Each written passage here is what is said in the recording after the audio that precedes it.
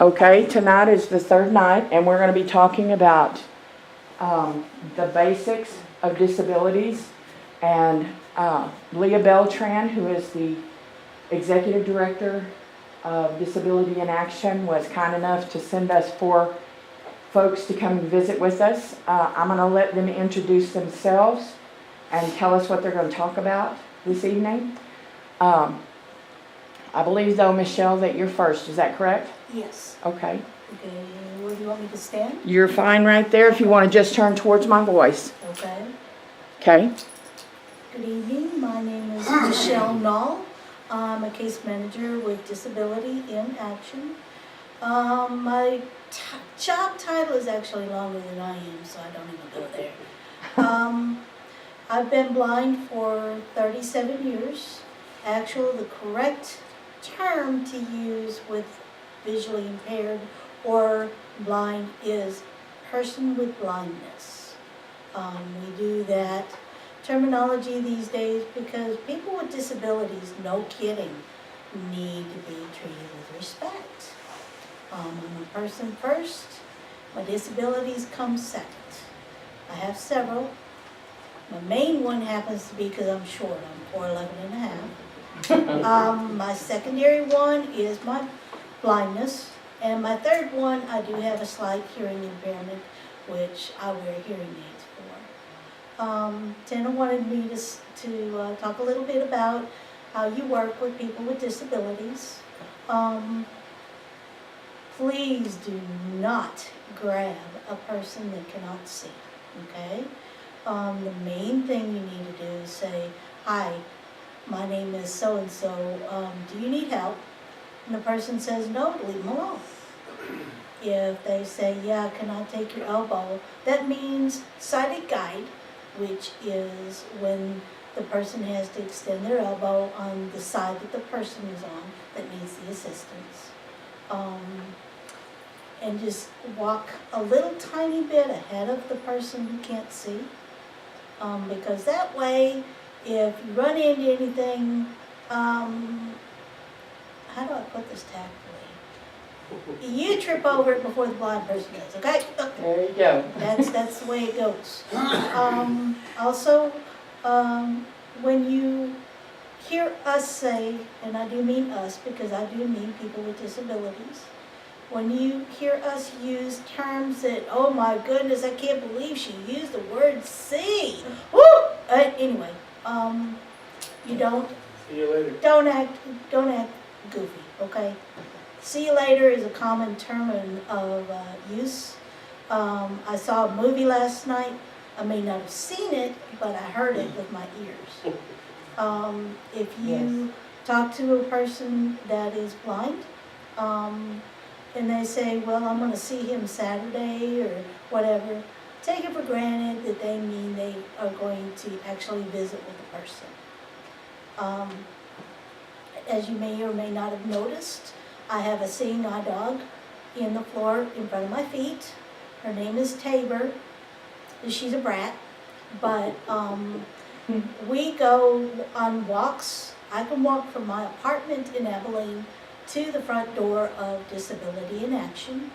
I use her that distance. Once I get her in my office, I take her harness off and let her rest a little bit so that she doesn't have to be so constricted in her movements and stuff. We've both been trained, and the priority in ruling with talking to you guys about guide dogs, please don't touch the dog and don't talk to the dogs.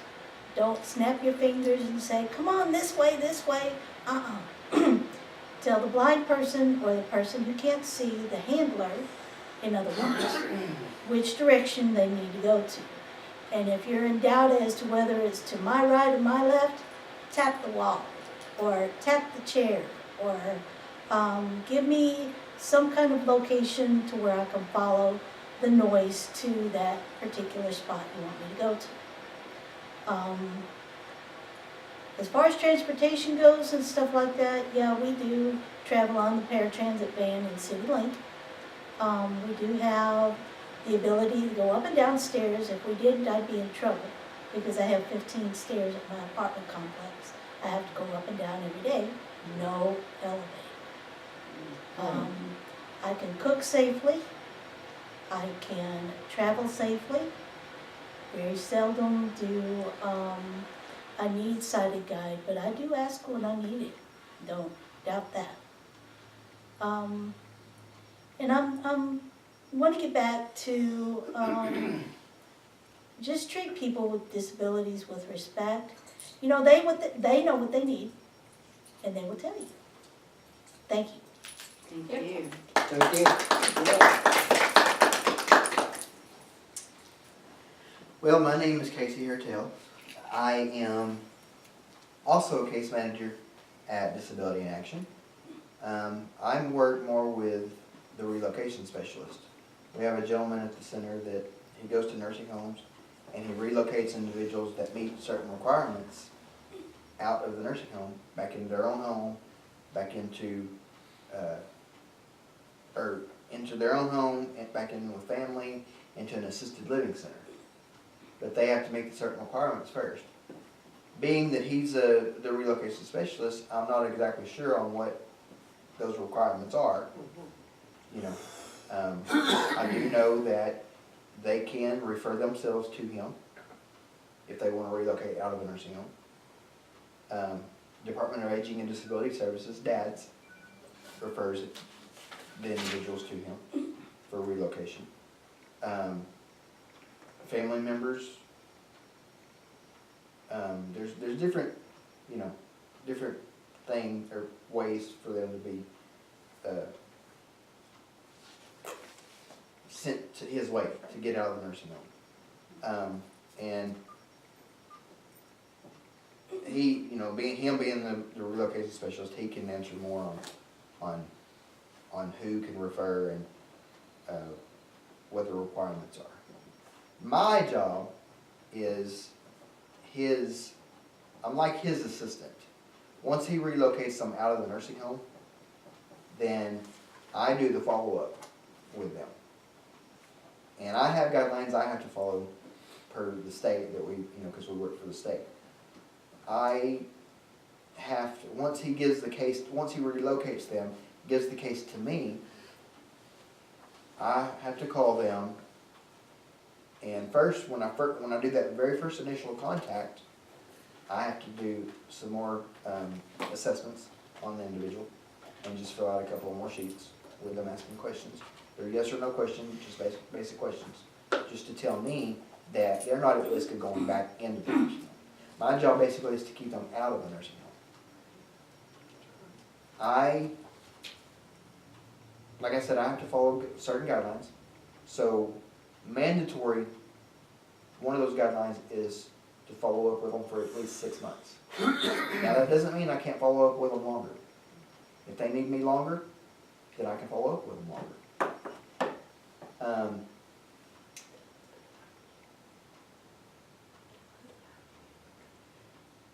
Now, getting to me, I was born with what's called spina bifida.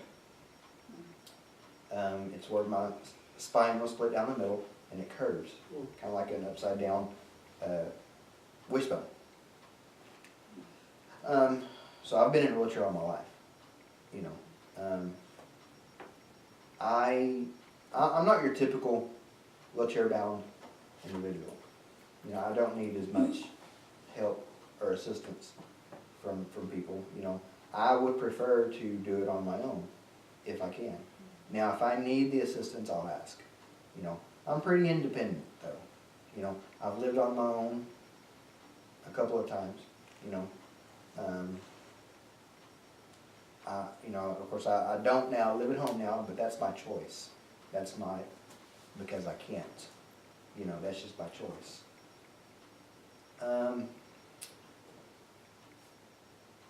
As far as assisting somebody in a wheelchair, a lot of individuals in a wheelchair, that me personally, in my opinion, a lot of individuals in a wheelchair, they want you to help them. You know. So if you'll know by looking at them a lot of times, you'll know if they actually need the help or if they, not to be rude, but if they actually just want you to help them, Sorry. Another thing too is, they need to be taught independence, in my opinion, if you're with someone in a wheelchair, or wheelchair bound, I'm sorry, if you're with someone wheelchair bound, and you see that they can do that task that they are asking you to help with, politely direct them to do it themselves. And if they can't, they've got you there to help. If you see they're struggling or something, they've got you there to help. But at least they've tried. Another thing that's my opinion is it's with some individuals, it's the way they've been raised. Their parents, some parents, it's hard for them to accept the disability, and they think, well, their child isn't going to be able to do this certain thing growing up. You'd be amazed. That child, I've got a cousin that has a child with spina bifida. And I talked to her right after I found out, and she was scared to death about his disability. What's it going to be like for him?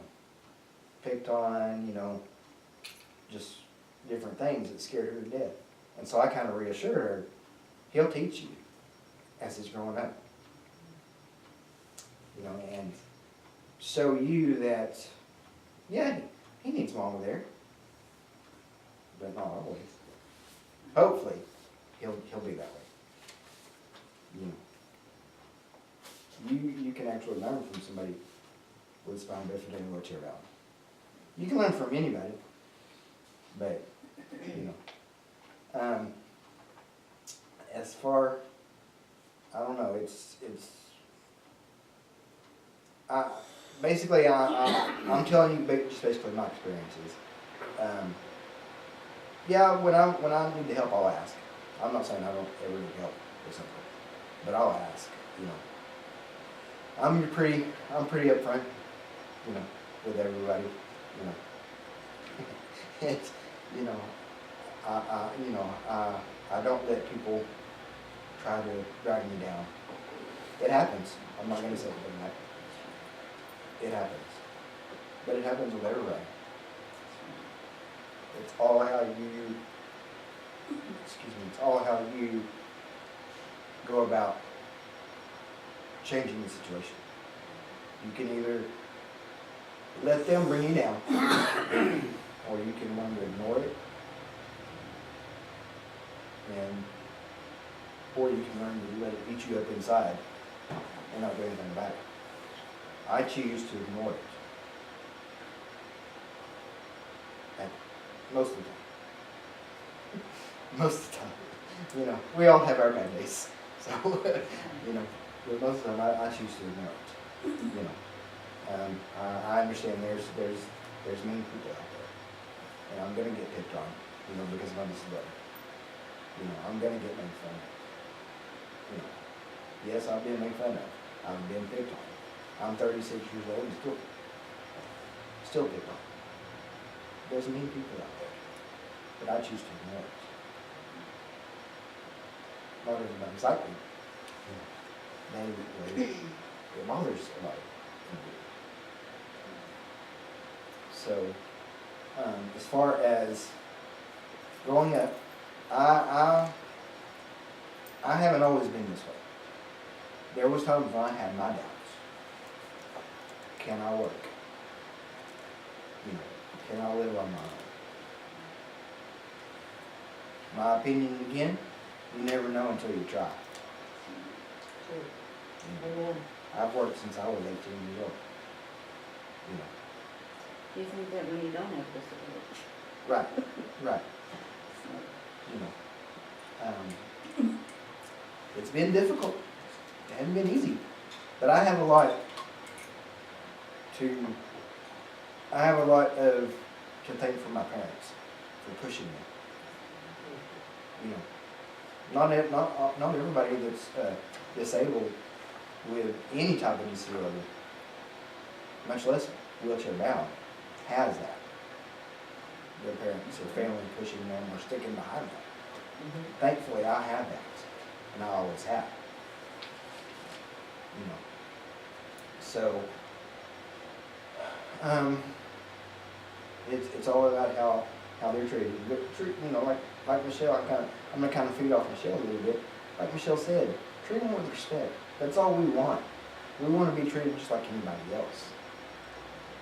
You know, and I'm speaking for others too. You know, I'm not just speaking for myself.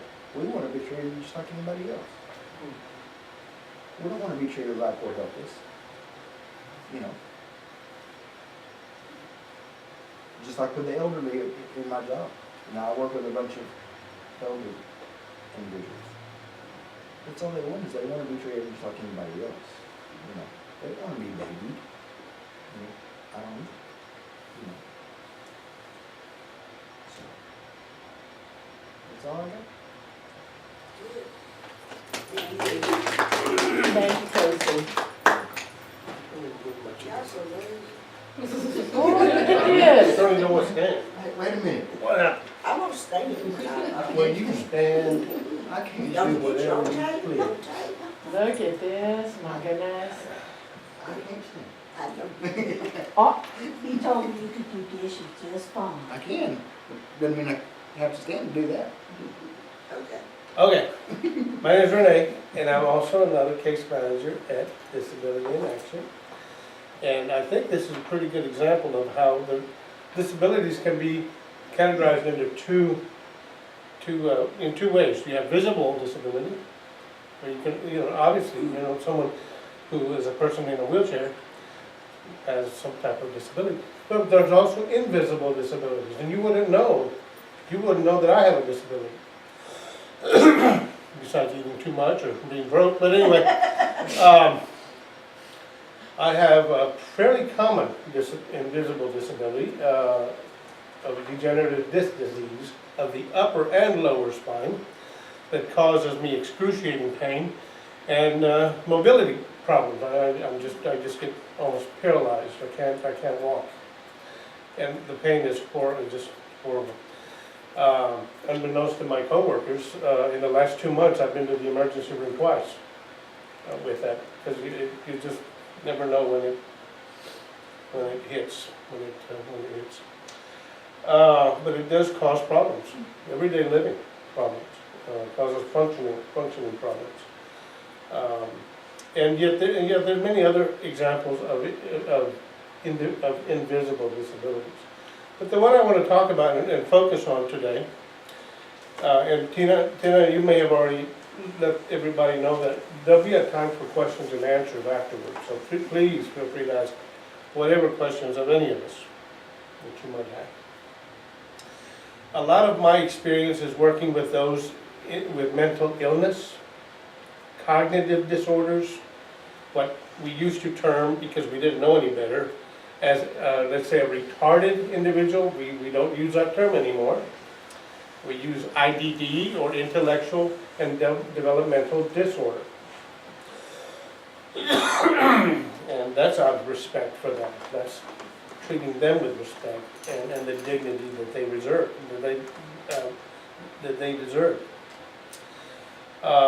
And so I wanted to address what is it like working with folks with behavioral issues, if they have a mental illness. It could be schizophrenia, which is a very popular, very, very common disorder among folks, and they don't have any control over it. A lot of them are born with it. Even what we call clinical depression could be caused from, imbalance, in the brain, of chemicals in the brain. And so, some folks are born with mental illness. And so they can't help themselves. I have worked with so many brain injury patients or consumers, and their primary issue is they can't control their anger sometimes. They just, whoa, what hit? All of a sudden they have a change of personality, and they'll just have a fit, start throwing things around, start smacking people around, and really get aggressive that way, and yelling and cursing And then maybe after 5 minutes, it's over, the fit is over. But what do you do when they're in the midst of that fit? What would you all would you all know what to do? You know, in some cases, in the environment that I work with, we are often had to call the police because they were a danger to others. They were becoming threatening to others and the threat of hurting other people in that fit of rage, which is uncontrollable. Once again, it's chemical. It's due to a brain injury that they might have had in their past. But I know some schizophrenics who have behavioral issues, personality changes, personality issues, and a lot of it is you don't want to, well, I'm going to read over some of these things. It might be of some help. For the most part, though, you don't want to, you basically want to keep away from that. Keep your distance from them. Yes, you can offer support, you can offer help, reassuring them that you're there to help, you're there to support them. Asking them like, I love what you said, Michelle, what can I do to help? Ask them that. What can I do to help? And they'll tell you what they need. Because you know what, they don't really mean to be mean. They don't mean to be ugly. And my heart goes out to them because they like I said, they can't control themselves. They can't control that aspect of their lives. But fortunately, those fits don't last very long, at least with the folks I've worked with. It goes away after about 5 minutes, and then because you're encouraging them, for example, to go into their rooms and give themselves a timeout and find something relaxing for them to do, to preoccupy their mind, get their mind focused on other things. I know an individual who has this condition, and he'll go into his room and play video games. Why? Because that relaxes him when he's in that fit of rage. He's smart enough to know to do that. He's learned how to do that, how to cope with his disorder, with his condition, and how to cope with it effectively. So a lot of what we do is just offer support. We're here for you. What can we do to assist? But also encouraging them to find some things to help them to de-stress and to relax themselves. Okay. Persons with cognitive disabilities, if the person who you're working with is having trouble understanding you, I mean, we have schizophrenics, we have folks who, with just IDD, they're not necessarily schizophrenics. They just have this mental retardation that it affects their ability to think. What does IDD stand for? For intellectual and developmental disorder. It affects their thinking, it affects, because they were, from their growing up and just developing, you know, it was something that a lot of them were born with. You know, I think of Down syndrome, for example. That's considered, you know, those conditions. And so, if the person that you're working with is having trouble understanding you, repeat yourself. Use different words without getting frustrated. Working with these folks requires a lot of patience. A lot of patience. You gotta know that ahead of time. You break up your ideas into small, manageable bits that can be easily remembered. Keep it simple, what you're saying to them. Why? Because the majority of folks that have IDD have a emotional age much lower than their given age. You know what I'm saying? I know folks in their 30s who are functioning as a 13 or 15-year-old, or as a 12-year-old, or a 7-year-old. Emotionally, that age. So you're not going to speak to them as an adult, as a given age. You have to bring the language down to where they're at, and literally speak to them as children in some cases, you know, or young teenagers or whatever. Renee, can I ask you a quick question right there? Please. When you say that you want to bring your language down to their level, do you mean like, you're not talking about talking down to them, but you're talking about changing the size of the words that you Yes. use so that their comprehension Yes. level can take that? Easier Okay. words to understand, smaller words, Okay, easy words to understand. Not big highfalutin words, because they're not gonna know what you're saying. It's like talking with a child. A yes, 7-year-old isn't going to understand if you're talking in adult terms. They're not. okay. So you speak to, you know, To the developmental age. Thank you, Renee, I appreciate you it. bet, good question. And then be considerate without being patronizing. I think, and we could say so much more. I love folks, with the IDD population, they're a lot smarter than you would give them credit for. They really are, they're sharp. They're sharp. And Casey and I were talking this morning, and we could have talked forever, of how, I almost lost my train of thought there, because we had a really good conversation of how others are treated, or how folks with disabilities are treated, and yet they don't get the credit that they deserve. They may not look, when I look at somebody with IDD, you might think, well, they're not very smart. Well, but you don't know that. You know, we can't treat them as they do, but you I don't. want to say something on that, if y'all don't mind, I No, want to no, say go ahead. something on that. That can even come from family, like I said, that can even come from parents. That's true. Yeah, we talked about stereotypes and how, for example, I see someone, a person in a wheelchair, I'm going, well, they can't do much for themselves. Oh, I pity them, they're so helpless.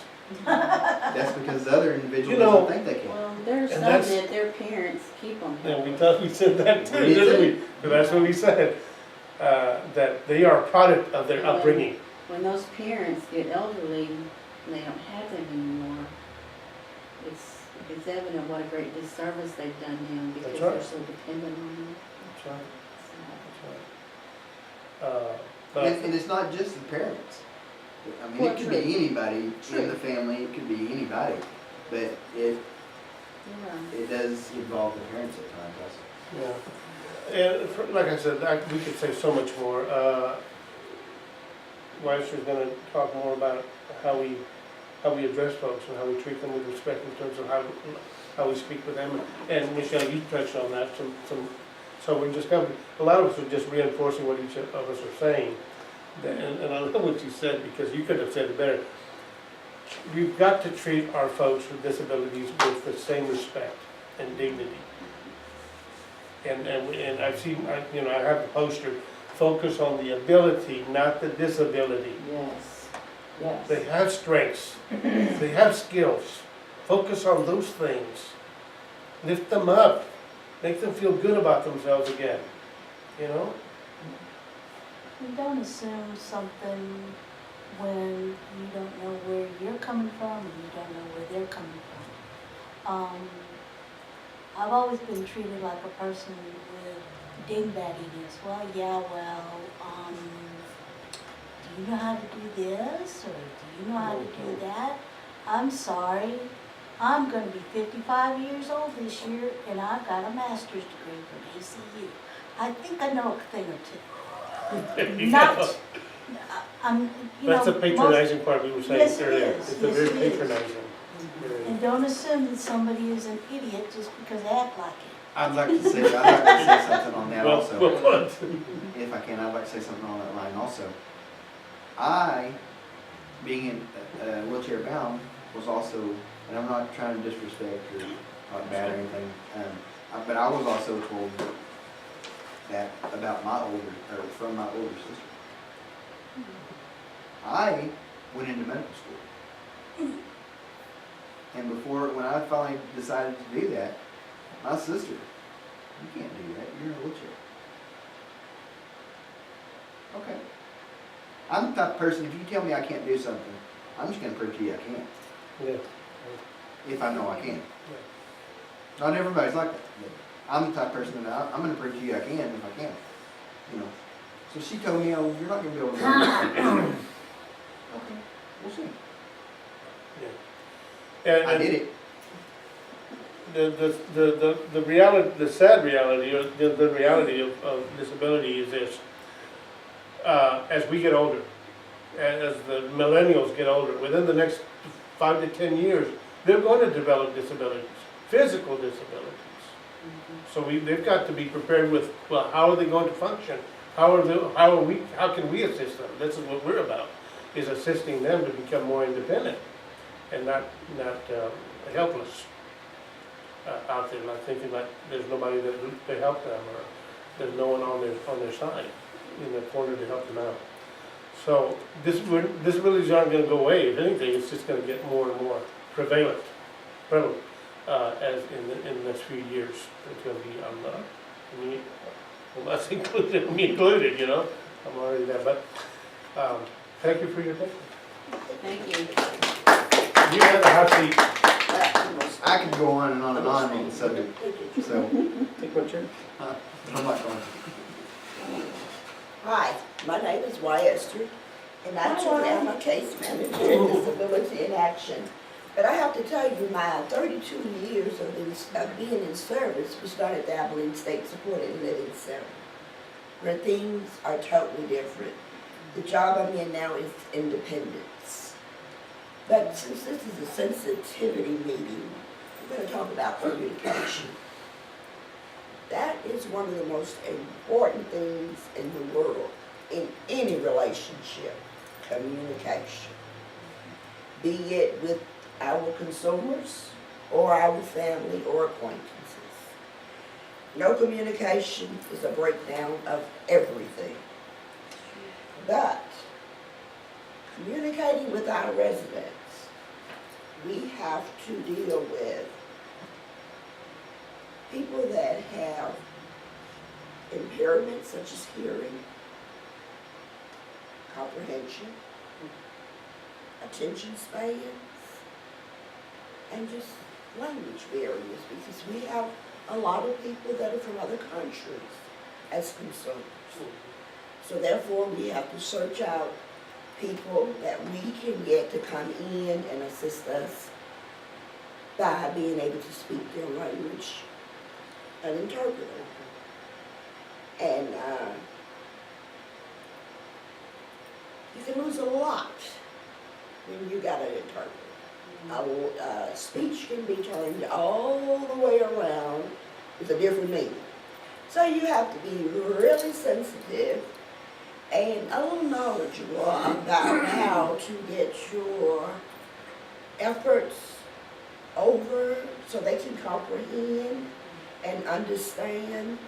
And therefore, there's a good working relationship when people understand the